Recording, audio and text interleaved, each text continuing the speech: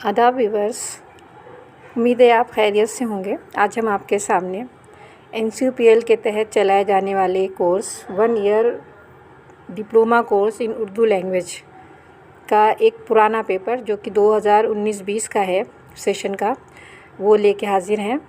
जैसे कि आप जानते हैं 28 मई को उर्दू डिप्लोमा का पेपर है, तो किस तरह के क्वेश्चंस, किस तरह के सवालात आते हैं, ये आज आप यहाँ समझेंगे।